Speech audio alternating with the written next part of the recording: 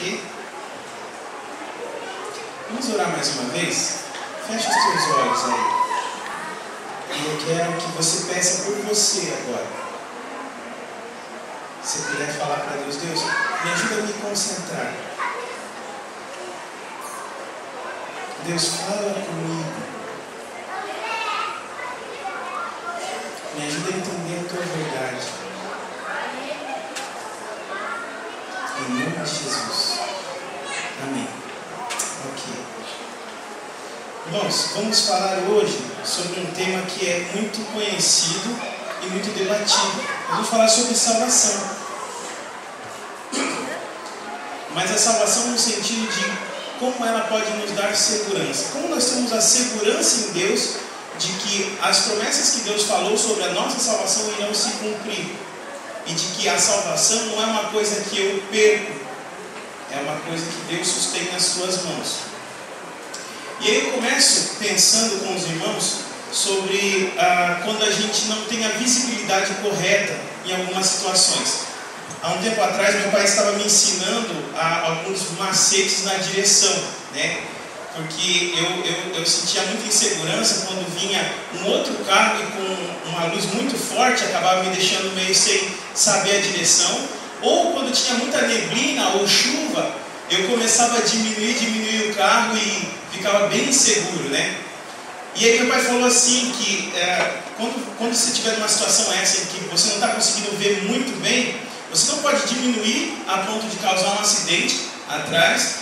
Você tem que andar numa velocidade assim considerável, e uma das formas de você se guiar com mais facilidade é olhando aquela risca, como fala aquilo? Aquela faixa branca, né? Que aquilo lá é cada vez mais visível. E aí eu fui começando a melhorar, começando a pegar mais segurança, e através da faixa branca eu parei de olhar direto para a lanterna, né? do carro, e comecei a me guiar mais pela faixa. O problema é que no início eu comecei a me guiar com a faixa do lado de cá, onde a gente viu os carros, né, passando, né? Aí eu aprendi a me guiar para a faixa daqui também, né? E o que a gente faz quando as nuvens da dúvida embaçam o nosso caminho? Quando fica difícil de ver, o que você faz? Você para, você se entristece, você fica chateado, o que você faz? Quando as circunstâncias aparecem e muitas vezes os seus pecados testificam contra a sua certeza da salvação, a sua segurança que deve estar em Cristo. Eu lembro de quando eu me converti, eu entreguei minha vida para Jesus. A primeira vez que eu ouvi o Evangelho, não a primeira, mas a terceira eu respondi. E aí o pastor falou: olha, você quer entregar sua vida para Jesus? Levanta sua mão, vem aqui à frente, nós vamos orar por você. E eu vim até à frente e entreguei minha vida para Jesus. Na outra semana eu tinha vindo na igreja também. E aí está lá um outro apelo para entregar a vida para Jesus. Quem estava lá de mão estendida? Vigiu, mais uma vez. E isso foi, acho que até um mês, e quase todos os cultos eu estava entregando a minha vida para Jesus. Porque eu não estava entendendo direito como eu deveria fazer. Eu não tinha conhecimento correto das Escrituras. Então eu achava que todo culto eu tinha que entregar a minha vida para Jesus. Quem aqui já entregou a sua vida para Jesus mais de uma vez? Ou se lembra de, durante a sua história, ter levantado a mão ou se consagrado a Jesus mais do que uma vez? Levanta a sua mão. Isso, ó. Essa é uma coisa normal que acontece, né? Essa é uma coisa que acontece, que é normal. Principalmente quando a gente é criança. Às vezes a gente entrega a vida para Jesus, aí está lá outra semana, entrega a vida para Jesus, entrega a vida para Jesus. A ideia nossa é de continuar se consagrando, né? Mas essa coisa da salvação tem a ver com a nossa filiação, que uma vez entregues na mão de Cristo, nós somos salvos por Cristo, já somos considerados filhos de Deus. Mas quem não teve dúvidas ainda quanto à sua salvação? Você já se pegou duvidando se você é salvo ou se não é? Já passou pela sua mente, talvez naquele momento em que você estava pecando assim, que estava terrível, e você não estava querendo abandonar o pecado, algumas coisas aconteceram, você falou: puxa, será que eu sou salvo mesmo? Já aconteceu isso com você? Vamos fazer algumas perguntas que normalmente acontecem, ou que normalmente vêm na nossa mente quando a gente está passando um momento bem nebuloso, de tempestade.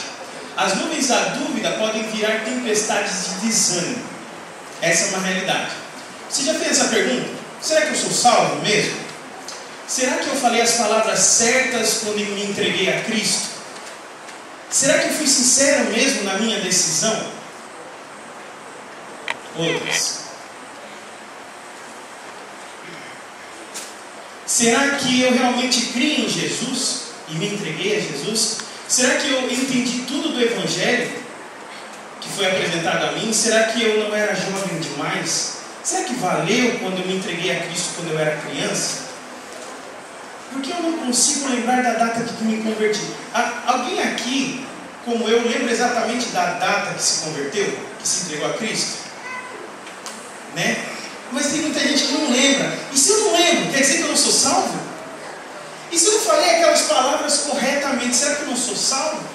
E dúvidas e mais dúvidas vêm surgindo. Coloquei mais algumas. Vamos lá.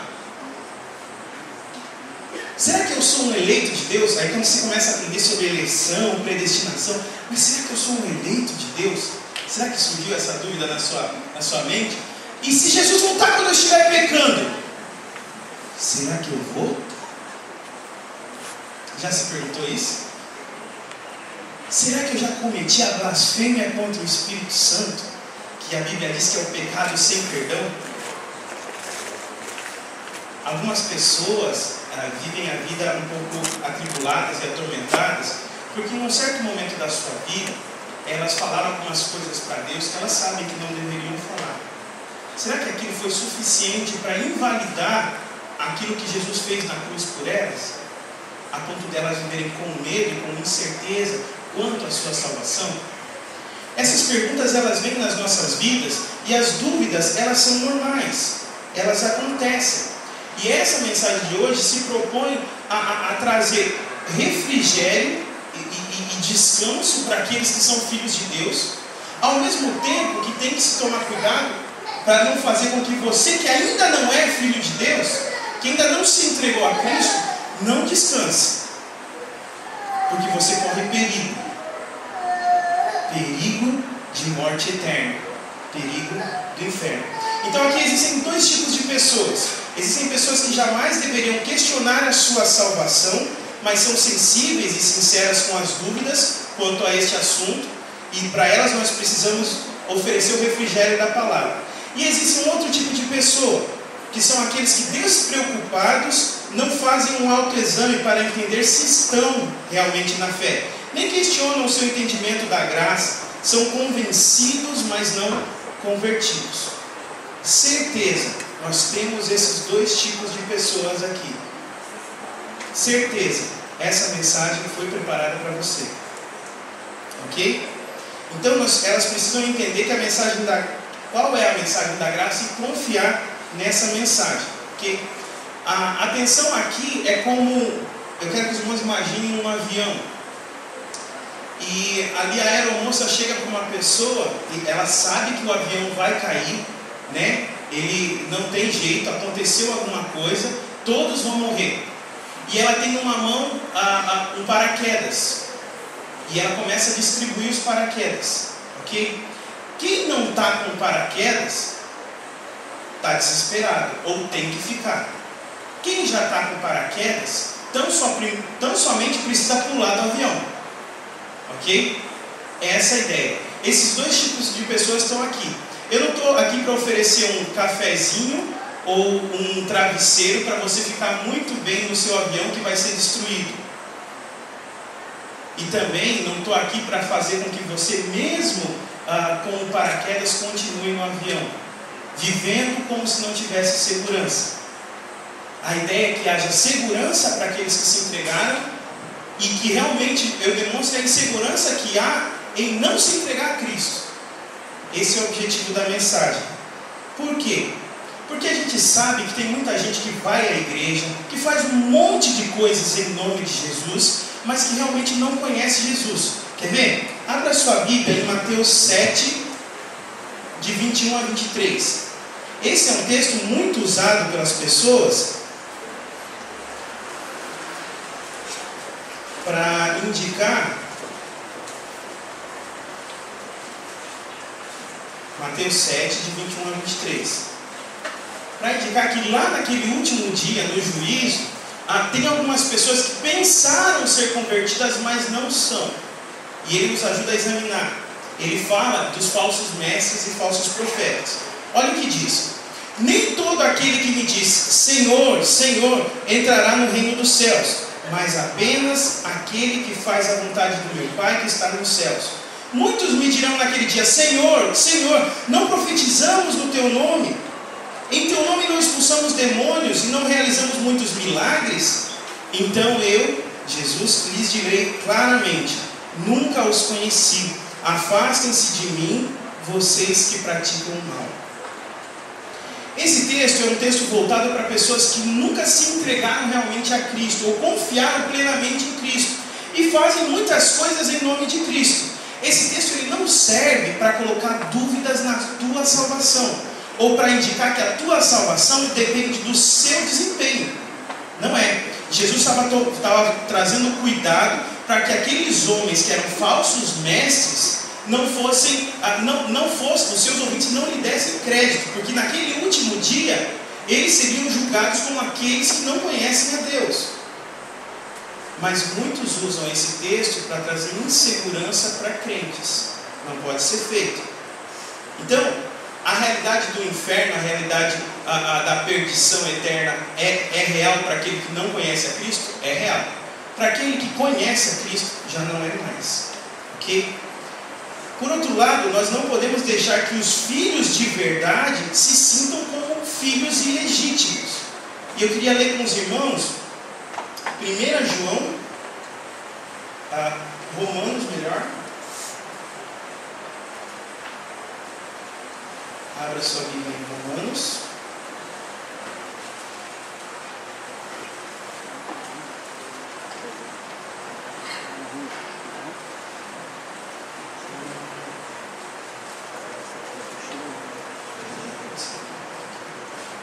Aqui, Romanos 8, de 14 a 17.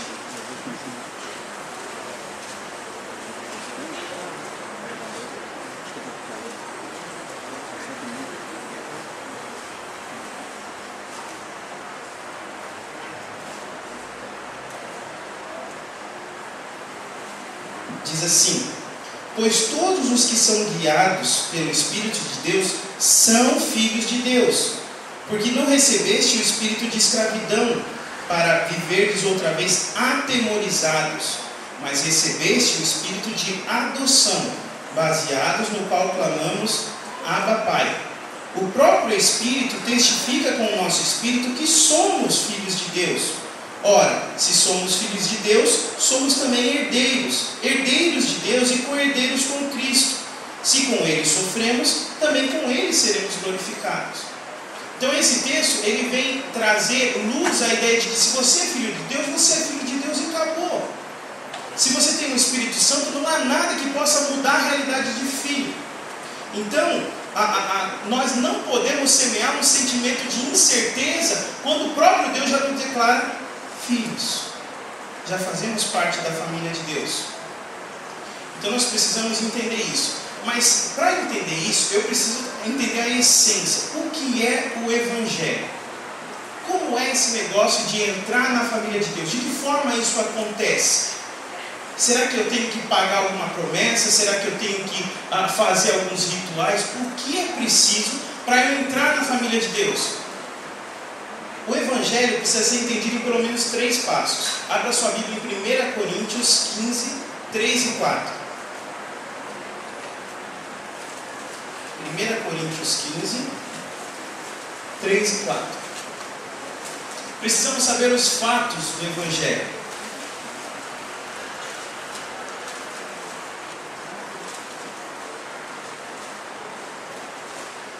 Diz assim: pois o que primeiramente lhes transmiti foi o que recebi, que Cristo morreu pelos nossos pecados, segundo as Escrituras, foi sepultado e ressuscitou ao 3º dia, segundo as Escrituras. Eu tenho que entender o que aconteceu, qual foi o evento na história que é responsável para que eu, uma vez crendo nesse evento, possa me tornar filho de Deus. O evento é esse. A Escritura diz que todo aquele que nele crer não será confundido. Cristo morreu pelos nossos pecados, segundo o que as Escrituras dizem. Ele foi sepultado e morreu, e depois do terceiro dia ressuscitou, segundo o que as Escrituras dizem. Quais são os fatos principais do Evangelho? Como se comunica o Evangelho? Trazendo para a pessoa a realidade de que Jesus Cristo morreu na cruz para salvar todo pecador, para que pudesse haver perdão de pecados. O que nós precisamos fazer também? Afirmar que os fatos são verdadeiros, confiar nesses fatos. Abra sua Bíblia em Romanos 10, de 9 a 10, de 9 a 11.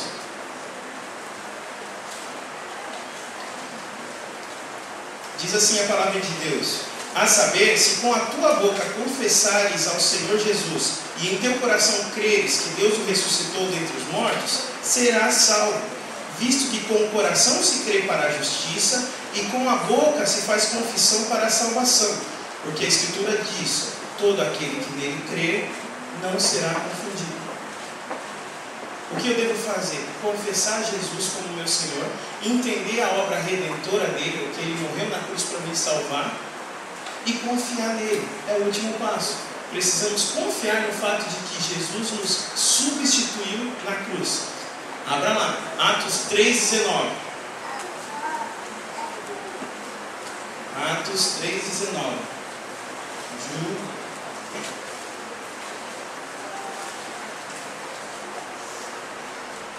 A Bíblia fala que todos nós somos pecadores e que o pecado nos afasta de Deus e que o salário do pecado é a morte. Mas Atos 3,19 diz: arrependei-vos, pois, e convertei-vos, para que sejam apagados os vossos pecados, e venham assim os tempos de refrigério pela presença do Senhor. Então a mensagem do Evangelho é confiar de que Jesus me substituiu e substituiu a você na cruz. Que o castigo que ele recebeu, a ira de Deus veio sobre ele, a ira que eu merecia veio sobre ele, e não mais será lançada sobre mim. Ele já recebeu o castigo que eu merecia. Então, eu preciso saber os fatos, afirmar os fatos e confiar nos fatos. Mediante a isso que está escrito, eu preciso tão somente agora dar um passo de fé. E nós vamos passar um videozinho pequeno que vai demonstrar um pouquinho de como que é esse negócio de confiar em Cristo, de confiar no caminho. Quando a gente não consegue ver, mas pode demonstrar pela fé a confiança que nós temos na verdade de Cristo. Vamos lá. Não é esse. Esse vídeo que eu achei, eu estava montando a mensagem e eu lembrei de um filme bem antigo, pelo menos da minha época, né? Já assistiu Indiana Jones e a Última Cruzada? Então, na cena desse filme, nesse filme tem uma cena que é muito interessante e tem a ver com como nós devemos caminhar pela fé, ok? Eles vão colocar lá.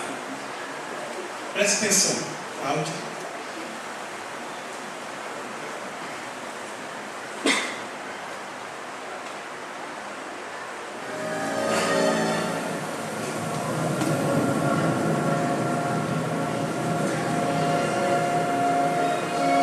A palavra de Deus.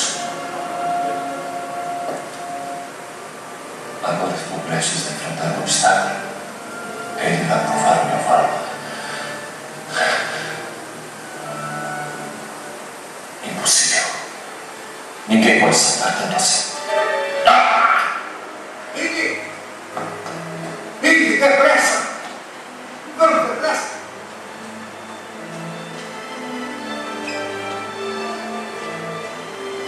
É um obstáculo de fé.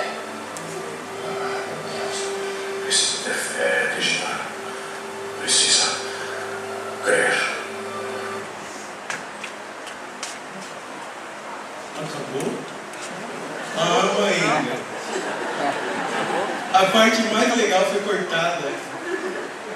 Tá bom. Bom, gente, não deu certo. O que ele faz? Não sei se vocês lembram do filme, mas ele fecha os olhos. Eu não vou imitar ele, porque senão se cair aqui ele vai ficar feio. Ele fecha os olhos, levanta a perna dele e pisa do nada. E quando ele pisa, ele consegue se apoiar numa ponte que é invisível. E aí ele ultrapassa, tá? Valeu, gente, tudo lindo, deu certo. Okay. Mas a ideia é que ele precisava confiar no que estava escrito no livro, na Bíblia ou naquilo que foi escrito ali, e ele precisava dar um passo de fé. E aí ele pega e dá esse passo, e aí depois ele passa para o outro lado. E confiar em Cristo é bem isso mesmo. A gente tem que depositar todo o nosso peso. É como que se eu saísse da segurança desse alicerce e pisasse num outro lugar que eu não posso ver, mas posso confiar que existe, e depositar todo o meu peso ali. Isso é confiar em Jesus. O problema nosso é que muitas vezes a gente não confia em Jesus de verdade. A gente está assim, ó. A gente está mais apoiado na nossa segurança e na outra perna que nós confiamos do que na própria base que Jesus preparou. E aí, se você está meio apoiado, você não é filho de Deus. Você não é salvo ainda. Você tem razões suficientes para começar a ficar com medo e temer. Se você ainda não tomou essa decisão, ok? Então, o que fazer contra as dúvidas da minha salvação? Quando elas vêm na minha mente, o que eu tenho que fazer? Eu primeiro simplesmente tenho que voltar para a palavra de Deus e confiar nela. Porque as situações e a minha carne, o meu coração e a minha tendência para o pecado, elas vão testificar contra isso. Você tem certeza que você é salvo? Você viu o que você fez? O próprio Satanás nos acusa. A Bíblia diz que ele é acusador. Como a gente consegue reagir a essas acusações? Mostrando o que está escrito. Se Deus me deu segurança, eu estou seguro. Ah, mas o meu coração diz que, sei lá, eu cometi alguns pecados e tal. Se a Bíblia me dá segurança, eu estou seguro. Não é desculpa para pecar. Irmãos, entendam uma coisa. Não é desculpa para pecar. Deus não quer que duvidemos das promessas dele, que coloquemos constantemente em dúvida a obra que Jesus Cristo realizou por nós. Se ele declarou filhos, somos filhos. Já imaginou se, por exemplo, você chegasse na casa do seu pai, ele é seu pai, e chegasse para ele e falasse: pai, o senhor pode ser meu pai? Ele olha assim: se eu posso ser seu pai? Eu sou seu pai. Ah, tá, porque eu pensei que eu não tinha entendido direito quem é o Senhor e tal. Aí volta e meia você passa mais um momento e você fala: pai, você pode ser meu pai? Duvidar da segurança de salvação é duvidar aquilo que Deus já fez em nosso favor. Parece bobo, mas é agressivo. É colocar em dúvida a pessoa de Deus, é colocar em dúvida a palavra de Deus com todas as suas promessas, é colocar em dúvida o poder de Deus para manter a nossa salvação. Porque a bem da verdade, se não fosse o Senhor nos manter no caminho, nenhum de nós seria salvo. Porque o nosso coração é tendencioso para o mal. O pecado nos atrai. Então Deus se entristece com a nossa tristeza quando não nos apossamos das suas promessas. Você está triste porque você não entendeu ou não tomou posse do que a Bíblia diz? Sabe, Deus está triste também. Porque Ele já te deu essa promessa de que você pode estar seguro nas mãos dEle. Ele está triste porque queria que você desfrutasse da segurança que Ele dá.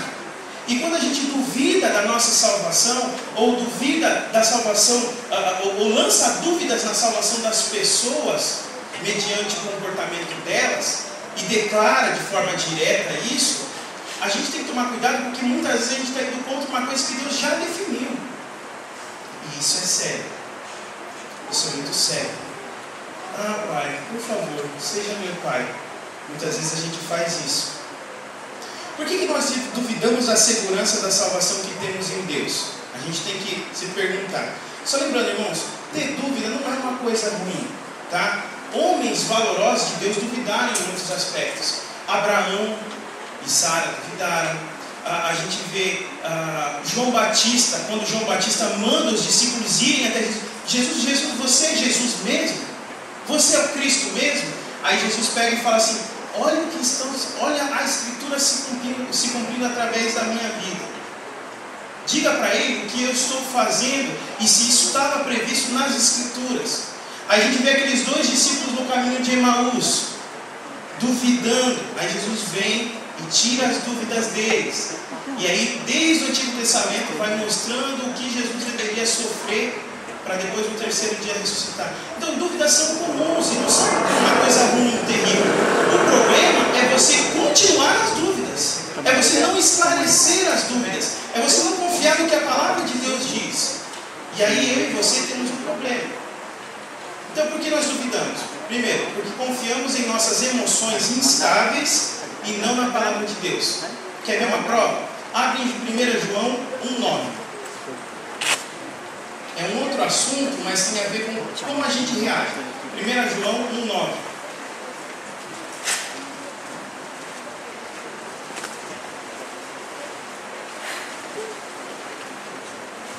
Diz assim: se confessares os vossos pecados, se confessarmos os nossos pecados, Ele é fiel e justo para nos perdoar os pecados e nos purificar de toda injustiça. O que tem aqui? Tem uma promessa de que se eu me arrependo e confesso o meu pecado para Deus, concordo com Deus de que aquilo é errado e peço perdão a Deus, a promessa é que eu sou perdoado. E o que acontece se depois de eu entender essa promessa eu continuar com dúvidas sobre o perdão de Deus? O que eu estou demonstrando com isso? Que confio mais nas minhas emoções ou na minha instabilidade, né, no que eu sinto ou na culpa do que na palavra de Deus. Então, se Deus declara uma coisa na palavra de Deus, o que você está sentindo vem em segundo lugar. O que é certo, independente do que você está sentindo. Se você continua se sentindo culpado, mesmo Deus tendo te perdoado, e não desfruta da alegria do perdão de Deus, você está pecando contra Ele. E aí eu e você temos um problema. Não estamos confiando na palavra de Deus nem no Deus da palavra.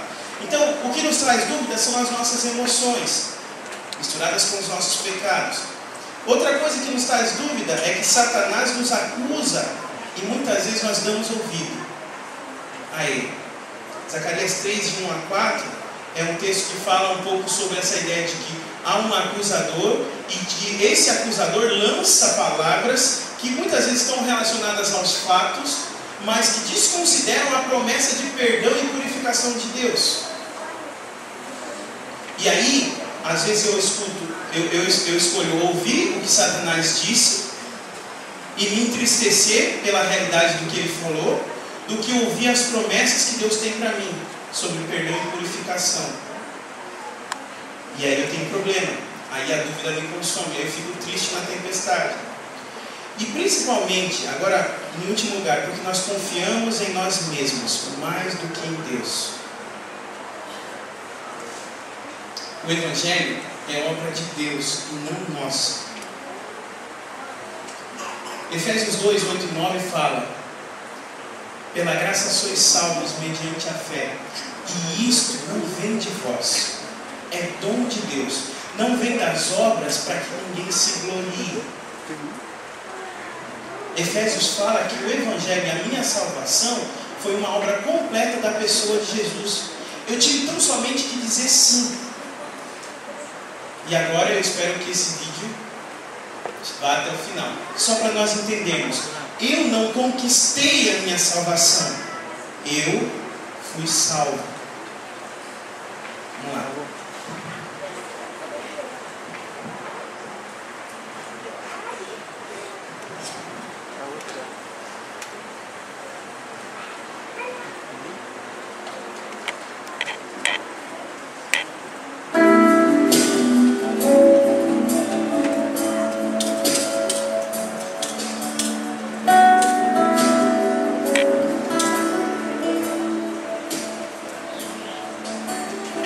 Um homem caiu em um buraco.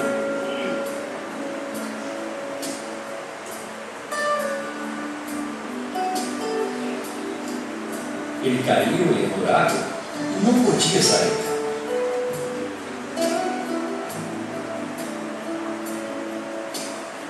Um viajante passava por ali. Ele disse ao homem para meditar e purificar sua mente, pois quando alcançasse o nirvana, todo o sofrimento cessaria. O homem fez isso, porém, continuava no buraco. Outro homem apareceu e falou que o buraco não existia, nem tampouco o homem existia. Era tudo ilusão. O homem que não existia ainda estava preso em um buraco que não estava lá. Outro visitante chegou. Ele ensinou ao homem a fazer boas obras para aperfeiçoar o seu karma. E ainda que ele fosse morrer em um buraco, ele poderia reencarnar em algo maravilhoso. Outro homem veio lá de cima. Ele falou ao homem para orar 5 vezes ao dia, virado para o Oriente, e fazer 5 penitências. Se ele tivesse fé, talvez um dia o divino o libertaria. O homem orou o melhor que podia, porém estava ficando sem forças e continuou no buraco.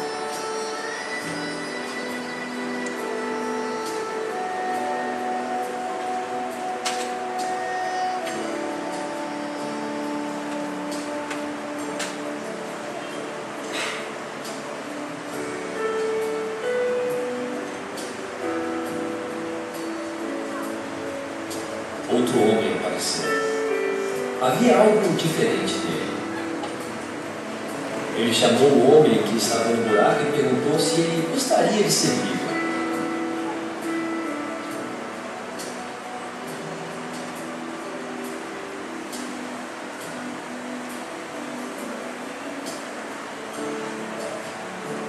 Este homem desceu pessoalmente ao fundo do poço. Ele pegou o homem e o trouxe de volta à luz. E o homem no buraco, que não poderia sair por si mesmo, foi salvo.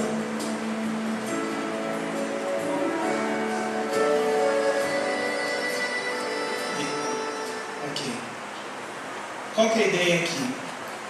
Eu não consigo me salvar. Eu preciso ser salvo. Eu não consigo me salvar. Eu preciso que Jesus me salve. A sua ação de salvação não tem base na sua fé, mas na obra redentora de Cristo, naquilo que Cristo fez. Por que vem muitas dúvidas então no nosso coração, na nossa vida? Porque muitas vezes eu estou centrando a minha salvação em mim mesmo. Olha só aquelas perguntas que a gente fez no início. O que tem de comum nelas? Percebeu?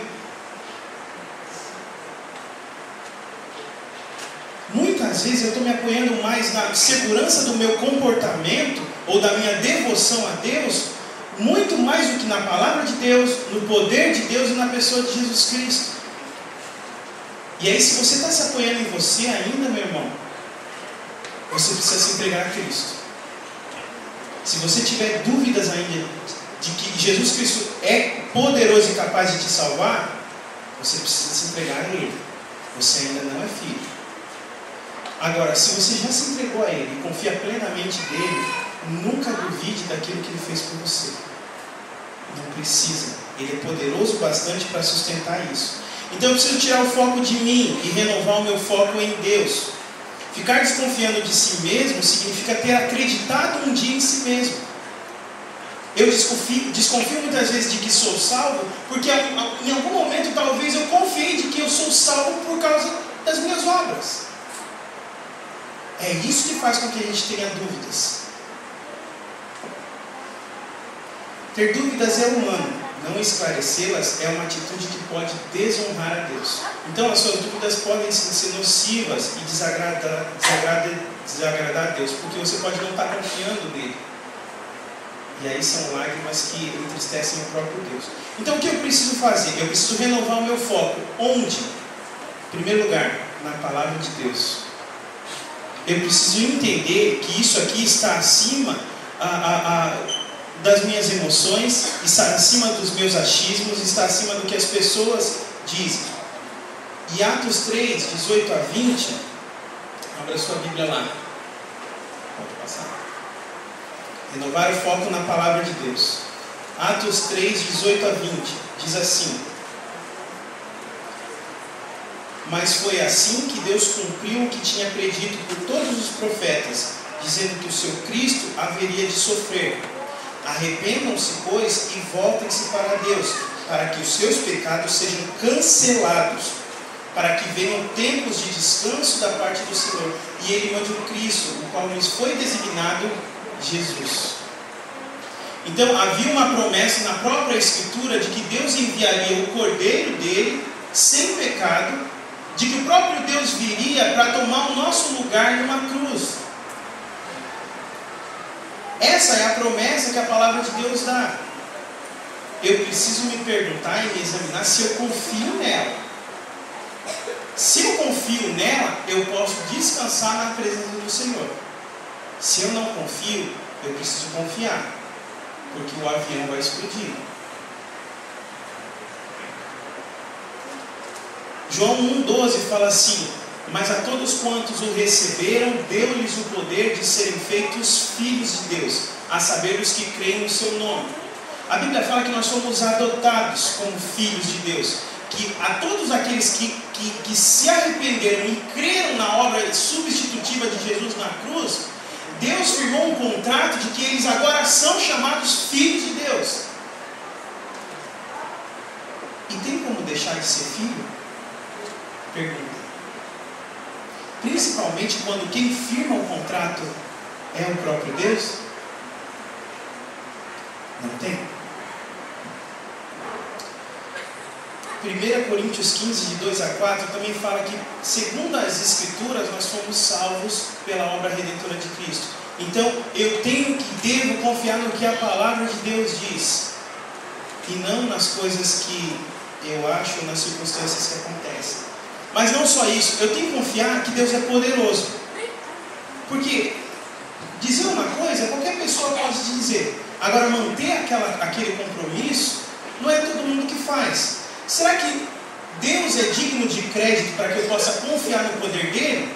A Bíblia diz que sim, que ele é o Todo-Poderoso. Então abra sua Bíblia em 1 Coríntios 1, 8 e 9. Por favor, por gentileza. Eu vou lançar para os irmãos só algumas das promessas. Eu tenho material, se os irmãos quiserem tirar dúvidas sobre essa questão, de pelo menos 80 promessas em relação ao fato de que nós estamos seguros na mão de Deus quanto à nossa salvação. Aí é só procurar depois. 1 Coríntios 1, 8 e 9. Ele os manterá firmes até o fim. Aqui falando do próprio Deus. De modo que vocês serão irrepreensíveis no dia do nosso Senhor Jesus Cristo. Fiel é Deus, o qual os chamou à comunhão com o seu Filho Jesus Cristo, nosso Senhor. Essa é uma das promessas. Tem outras várias, que falam que o Espírito Santo é a garantia que nós temos, e ele não se ausenta do crente, de que no dia da redenção, nós somos de Cristo. Efésios 1, 13 e 14, se você quiser conferir.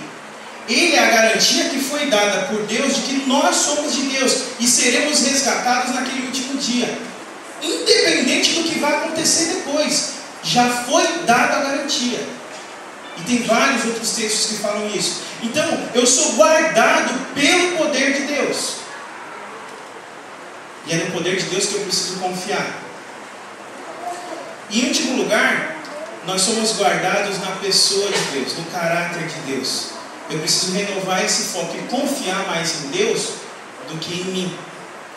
A Bíblia fala que Deus prova o seu amor em ter enviado o seu Filho para morrer na cruz por nós. A Bíblia fala que nada pode nos separar do amor de Deus.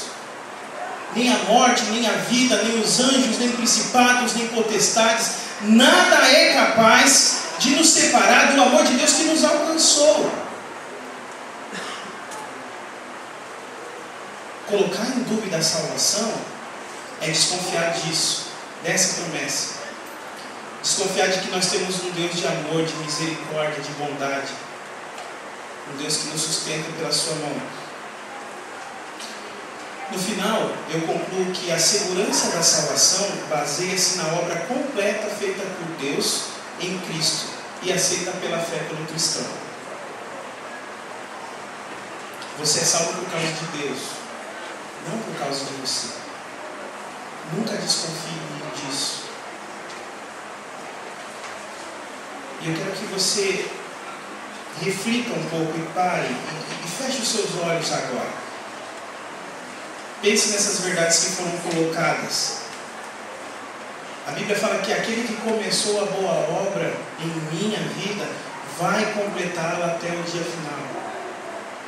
E que eu posso confiar na palavra dele, no poder dele para realizar essa obra. E na pessoa dele, porque a Bíblia fala que ele não é como um homem que mente. O seu caráter não o permite voltar atrás naquilo que se prometeu. E eu posso confiar nele. E como eu falei no início, essa mensagem é para dois tipos de pessoas. O primeiro tipo de pessoa diz respeito aos filhos de Deus, que em algum momento talvez desconfiaram da sua salvação, ou acharam que perderam a sua salvação, ou que deixaram de ser filhos. E talvez por algumas dúvidas você demonstrou sua incredulidade quanto à palavra de Deus, quanto ao poder de Deus, quanto à pessoa e o caráter de Deus. E talvez no momento agora assim de falar: Deus, eu nunca mais vou desconfiar da segurança do Senhor me dá. Me perdoa porque um dia eu desconfiei. Me perdoa porque um dia eu levei isso para outras pessoas. E eu queria convidar você que em algum momento fez isso, ou ainda confia na sua segurança, que você ficasse de pé para nós orarmos juntos, declarando que essa verdade da palavra de Deus, ela é real, ela é viva e nos refrigera. E que nós temos segurança no nosso Senhor. Há alguém aqui que ainda duvidou, que já duvidou, que as dúvidas foram tão fortes que em algum momento ficou difícil de confiar em Deus? Vamos orar juntos sobre isso. Amém. Querido Pai, nós queremos colocar diante de Ti essa querida irmã e todos aqueles, Senhor Deus, que o Senhor bem conhece. Muitas vezes, ó Deus, tem confiado mais em si mesmos do que na Tua palavra, no Teu poder, do que na Tua pessoa. E eu peço que em nome de Jesus Cristo, ó Pai, o Senhor nos ajude para que, em meditando na Tua palavra, nós possamos descansar em tudo que o Senhor prometeu para nós. E eu peço que não tenhamos mais insegurança, nem demonstremos isso, Senhor, mas tiremos todas as nossas dúvidas da Tua palavra. Por favor, nos abençoa. Nos perdoa, Deus, porque muitas vezes nos entristecemos e às vezes entristecemos o Senhor com isso também. Nos ajuda a afirmarmos cada vez mais na fé da Tua palavra, Senhor. Em nome de Jesus. Amém. Agora eu peço para você que é a igreja de Deus, que é filho de Deus, continue orando. Porque como a gente declarou hoje, a gente quer que outras pessoas se tornem filhos de Deus. Então feche os seus olhos mais uma vez. E talvez ore aí pela sua família mais uma vez, para que Deus alcance-os com essa salvação. E essa mensagem também foi feita para você, que ainda não se sente seguro na obra redentora de Cristo. Você que talvez ainda até hoje confiou naquilo que você pode fazer para ganhar o céu. A mensagem de hoje é para você também. Desista da sua própria força e se entregue e confie nos braços de Jesus. E se Jesus te desafiou, se o Espírito Santo te desafiou a se entregar a Ele hoje, todos os irmãos da igreja estão orando e eu orei muito para que você se entregasse e confiasse tão somente nele. Se Deus falou ao seu coração, e se você quer entregar sua vida para Cristo essa noite, com ousadia e fé e coragem, Fique de pé. E nós vamos orar por você. Nós vamos nos alegrar com a decisão que você tomou. Decisão essa que muitas vezes, que há algum tempo atrás eu também tomei. E que muitos irmãos aqui tomaram. Tem alguém aqui que gostaria de se entregar a Cristo, de confiar não somente em Cristo, na palavra dele, nas promessas dele, no caráter dele? Alguém quer tomar essa decisão hoje? Alguém que está aqui? Ok. Eu vou entender que todos já tomaram essa decisão e podem desfrutar da segurança e do amor de Cristo. Se você talvez ficou constrangido e não quis se manifestar e quiser nos procurar depois, fique à vontade. E nós vamos orar por você agora. Querido Pai, nós sabemos que a Tua palavra é a verdade. E nós confiamos totalmente nela. E, ó Deus, nós queremos Te agradecer porque sabemos que a mensagem de hoje alcançou corações e desafiou corações a aceitarem aquela oferta do paraquedas, para não irem em direção à destruição, a se entregarem ao Senhor, ó Deus, reconhecendo que o Senhor substituiu-as na cruz, morreu para nos salvar. Eu peço que o Senhor guie pelo Teu Espírito, ó Deus, e direcione a decisão dessas pessoas. E nos ajude, Senhor, para que ninguém aqui neste lugar se perca, mas para que um dia nós possamos desfrutar da Tua presença plenamente lá no céu e celebrarmos juntos a grandiosidade da Tua obra. Cuida de nós, Senhor, e faz aquilo que não podemos fazer.